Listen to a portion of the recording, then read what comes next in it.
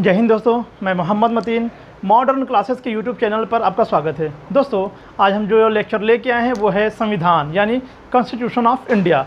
दोस्तों, इसके तहत हमने बात की अभी तक संविधान निर्माण की प्रक्रिया किस तरीके से स्टार्ट हुई और कैसे कैसे संविधान बनाने की ज़रूरत पड़ी। आज दोस्तों उसी संविधान निर्माण की प्रक्रिया में हम उसके आगे चलते हैं, जो पिछला लेक्चर आपने देखा होगा। दोस्तों याद रखिएगा, जो शुरू से लेकर आगे लेकर चलता रहेगा, देखता रहेगा, उसको समझ में आएगा, इसलिए प्रीवियस वीडियो ज़रूर देखिएगा। अब उसके बाद बात करते हैं। तो दोस्तों, आपने वहाँ तक पढ़ा था कि संविधान को किस तरीके से बनाने की शुरुआत हुई, यानी संविधान को किस तरीके से बनाने की शुरुआत हुई थी। तो आपने जब पहला लेक्चर लिया था उसमें आपने देखा, दूसरा लेक्चर, तीसरा लेक्चर में कहाँ तक बात पहुँची थी कि संविधान सभा की स्थापना, यानी संविधान सभा में लोग मौजूद हो गए थे और संविधान सभा में कितने कितने लोग उपस्थित थे उसके बारे में हम चर्चा कर चुके हैं। आइए बात करने जा रहे हैं अब स्टार्टिंग से, यानी 9 दिसंबर को जब संविधान सभा में पहली बैठक होती है तो उस समय अस्थायी अध्यक्ष के रूप में किसे चुना गया दोस्तों? चुना गया था डॉक्टर सच्चिदानंद सिन्हा को। क्यों चुना गया था? क्योंकि ये सबसे बुजुर्ग आदमी थे, यानी सबसे वरिष्ठ व्यक्ति थे। उस संविधान सभा में सबसे वरिष्ठ व्यक्ति कौन थे? डॉक्टर सच्चिदानंद सिन्हा। इसलिए डॉक्टर सच्चिदानंद सिन्हा को अस्थायी अध्यक्ष के रूप में इन्हें चुना गया था। और दोस्तों, ये बात याद रखिएगा, हमेशा याद रखिएगा, प्रश्न कई बार पूछा है कि विश्व का सबसे बड़ा लिखित संविधान कौन सा है? तो विश्व का सबसे बड़ा लिखित संविधान कौन सा है? वो है भारत का संविधान, यानी जिसे डॉक्टर भीमराव अम्बेडकर ने संविधान को लिखा है, वो विश्व का सबसे बड़ा लिखित संविधान है। या फिर ऐसे पूछ लेगा कि विश्व का सबसे बड़ा संविधान कौन सा है, किस देश का है? तो वो भारत का संविधान है। ठीक है ना?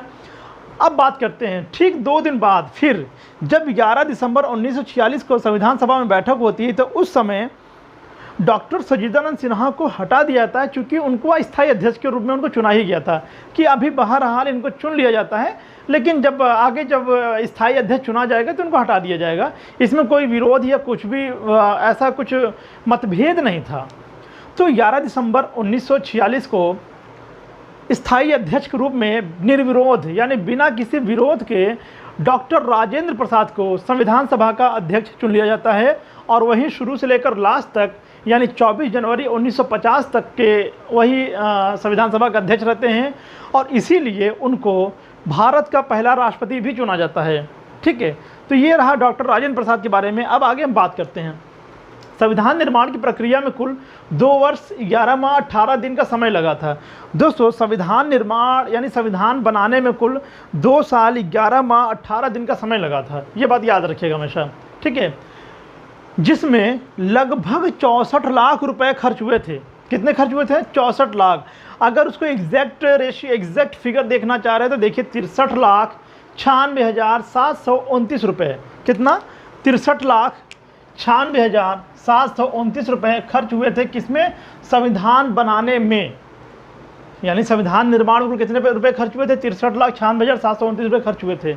याद रखिएगा, आज से 80 साल पहले, यानी जो 87 साल पहले की बात है, लगभग 70 साल पहले की बात है, उन सब कितना लगा था रुपये? 63,96,729 रुपये लगा था। यानी मोटी मोटा जब ये नहीं देता है तो लिख देता है लगभग कितने पैसे खर्च हुए थे। कितने खर्च हुए थे? 64 लाख रुपये। ठीक है, अब बात करते हैं। दोस्तों, संविधान बन के तैयार हो गया था 26 नवंबर 1949 को, लेकिन पूरी तरीके से लागू नहीं किया गया था। क्यों लागू नहीं किया गया था? क्योंकि 26 जनवरी 1939 को रावी नदी के किनारे हमारे देश के जो पंडित जवाहरलाल नेहरू थे, वो पहली बार भारत को यानी स्वतंत्र कराने की बात कही थी, और वो दिन था 26 जनवरी।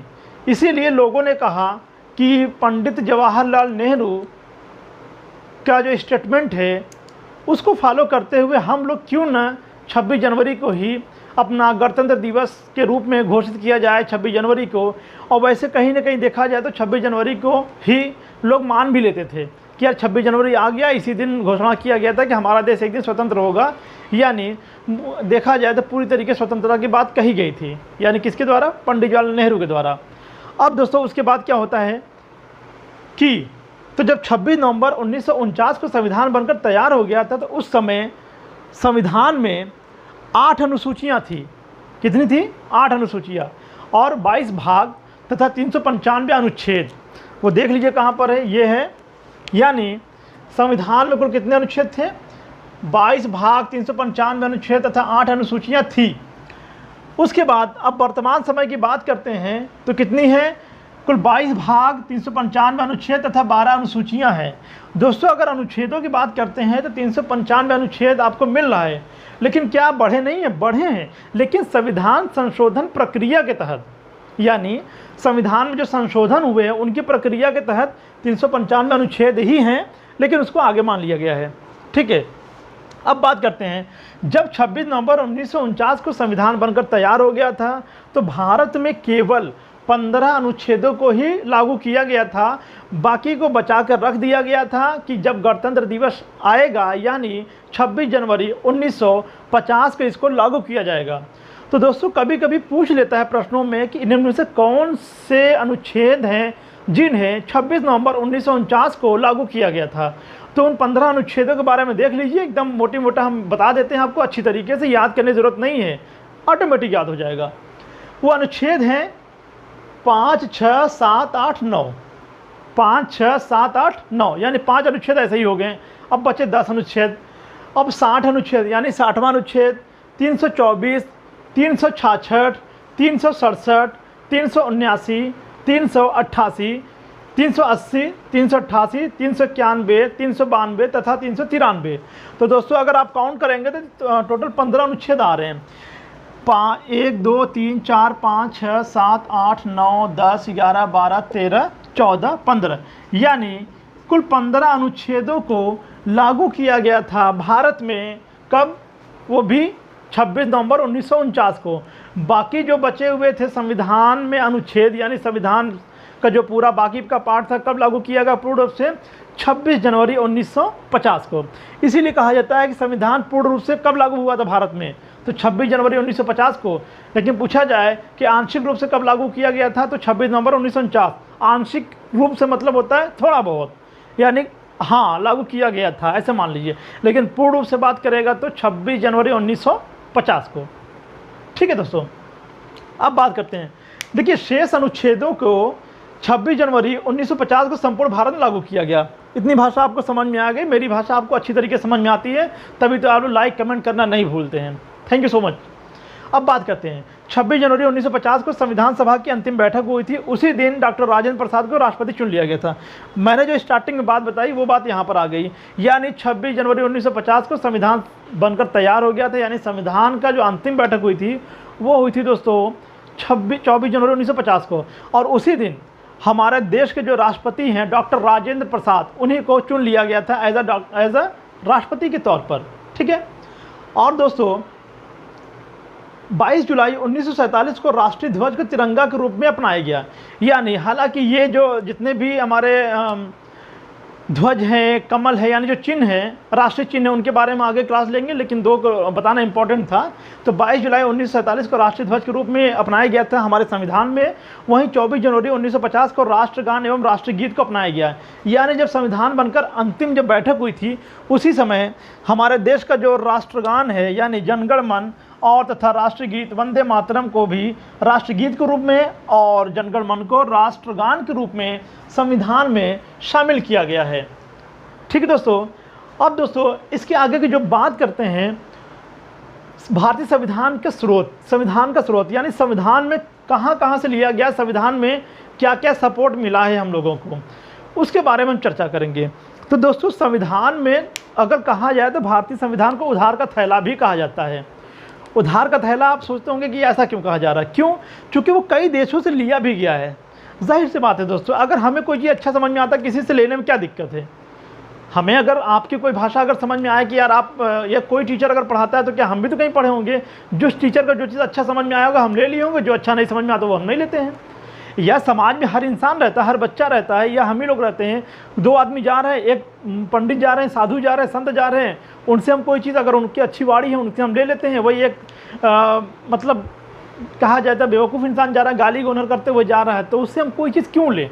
हमारे लाभ के लिए नहीं है।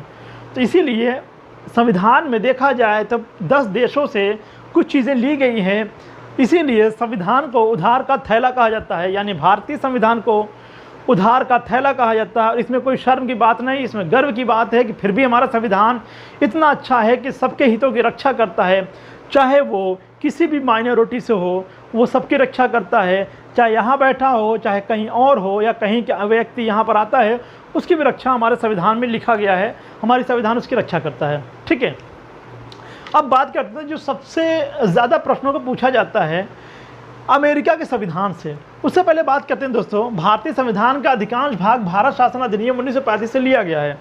दोस्तों, भारत शासन अधिनियम ये कौन सा अधिनियम है? वही अधिनियम जो 1858 का अधिनियम चलता है, 1861 का अधिनियम चलता है, 1892 का भी अधिनियम चलता है। ठीक है ना। इसी तरीके से जो अधिनियम चालू होता है उसके बाद आता है 1935 अधिनियम तक, यानी भारत शासन अधिनियम 1935 तक। उसी अधिनियम की बात कर रहे हैं हम लोग कि 1935 अधिनियम का सबसे अधिक प्रभाव पड़ा है हमारे संविधान निर्माण में। सबसे अधिक प्रभाव की बात पूछेगा प्रश्नों में कि सबसे अधिक प्रभाव किसका पड़ा है, तो भारत शासन अधिनियम 1935। भारत शासन अधिनियम 1935 का सबसे अधिक प्रभाव पड़ा है हमारे संविधान निर्माण की प्रक्रिया में।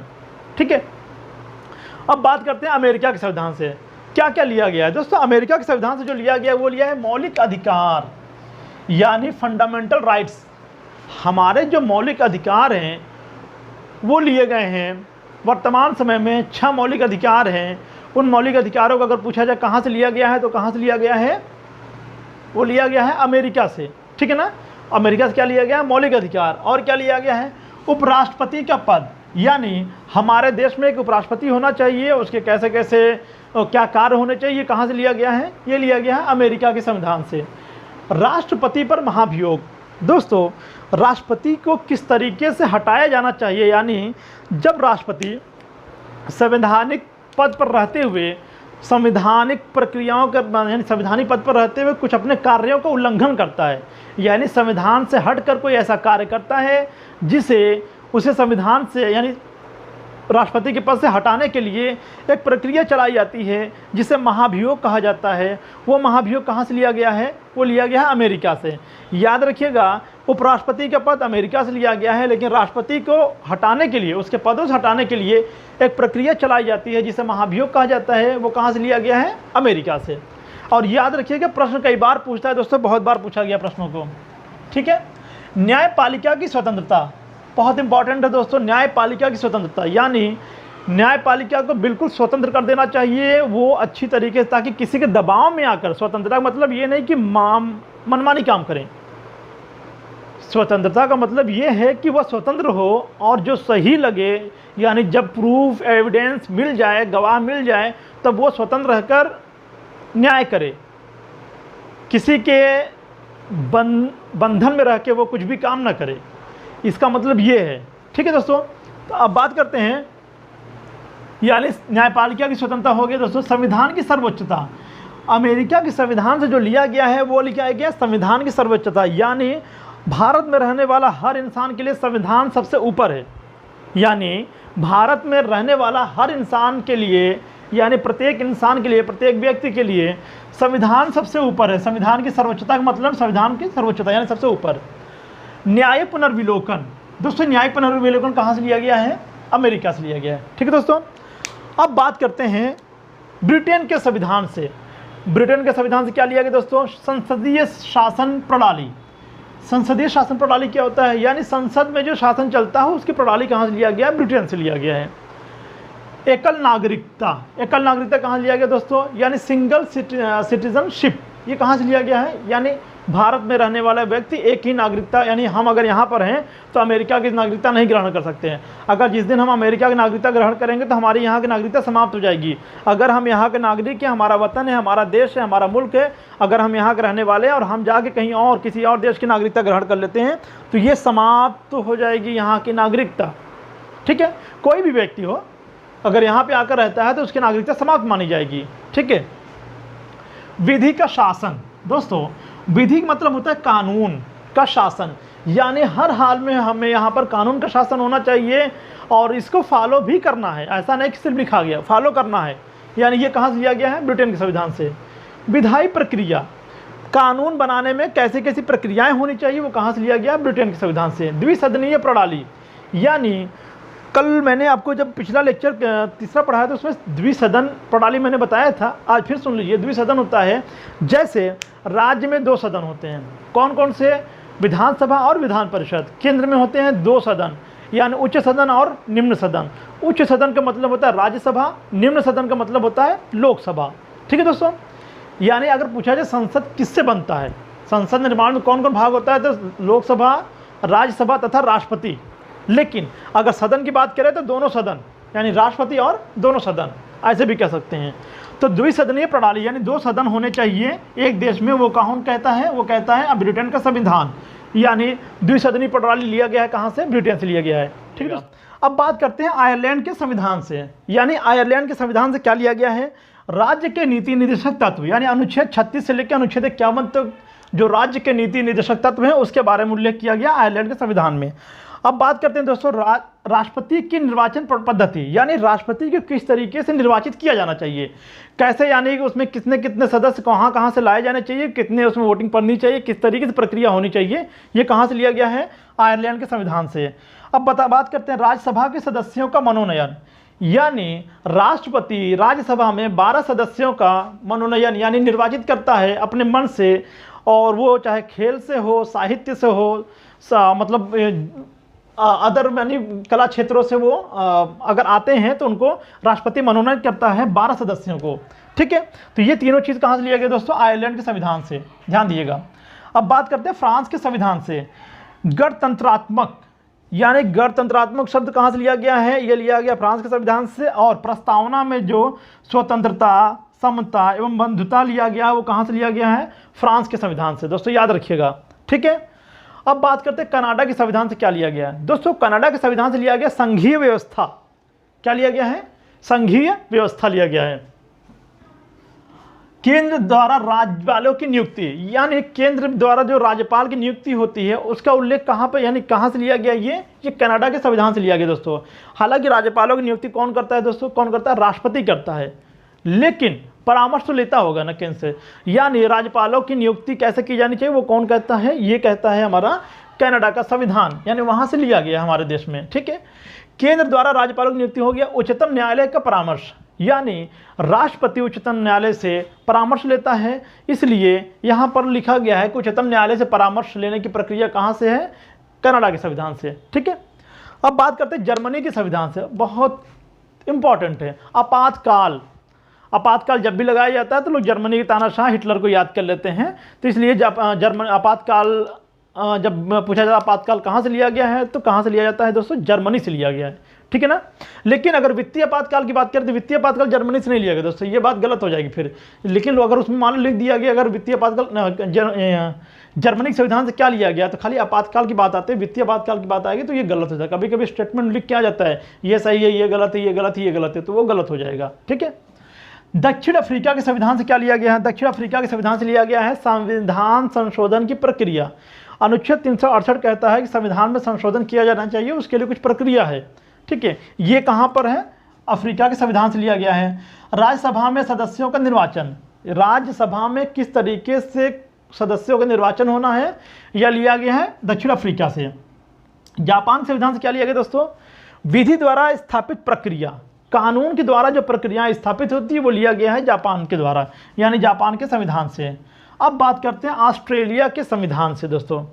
ऑस्ट्रेलिया के संविधान से लिया गया है समवर्ती सूची का प्रावधान। समवर्ती सूची का प्रावधान कहाँ से लिया गया दोस्तों, ऑस्ट्रेलिया से लिया गया है। प्रस्तावना की भाषा कहाँ से लिया गया है, ऑस्ट्रेलिया से लिया गया दोस्तों। प्रस्तावना की भाषा ऑस्ट्रेलिया से लिया गया है। केंद्र एवं राज्यों के बीच संबंध तथा शक्तियों का विभाजन, केंद्र एवं राज्यों के बीच संबंध एवं शक्तियों का विभाजन कहाँ से लिया गया है, ये लिया गया है ऑस्ट्रेलिया से। ठीक है, संसद के दोनों सदनों की संयुक्त बैठक, संसद के दोनों सदनों की संयुक्त बैठक बुलाता है राष्ट्रपति और जिसकी अध्यक्षता लोकसभा अध्यक्ष करता है। ये कहाँ से लिया गया है, ये लिया गया है ऑस्ट्रेलिया के संविधान से। दोस्तों ये रही बातें हमारे आज के संविधान का स्पेशल में, जिसमें हमने बता दिया है कि कितने कितने अनुच्छेद लागू किए गए थे, संविधान में कितने रुपए खर्च हुए, कितना दिन लगा था, 2 साल 11 माह 18 दिन, यानी 2 वर्ष 11 माह 18 दिन लगा था। अब आगे हम बात करते हैं कितनी महिलाएं थी उसमें, 15 महिलाएं थी, उनके नाम क्या है वो भी लिखवा देंगे दोस्तों, और कितने लोगों के हस्ताक्षर हुए हैं। फिर बात करते हैं हम लोग की किसे संविधान संशोधन करके 8 अनुसूची से 9, 10, 11, 12 किए गए हैं, यानी इसके बाद जो आगे प्रक्रियाएं हम स्टार्ट करेंगे दोस्तों। प्लीज़ आप लोग मेरे चैनल को लाइक, शेयर और सब्सक्राइब करना ना भूलिएगा दोस्तों। इसी तरीके से हमारे साथ लगे रहिएगा और हमारे वीडियो का इंतज़ार कीजिएगा। तब तक के लिए जय हिंद, जय भारत।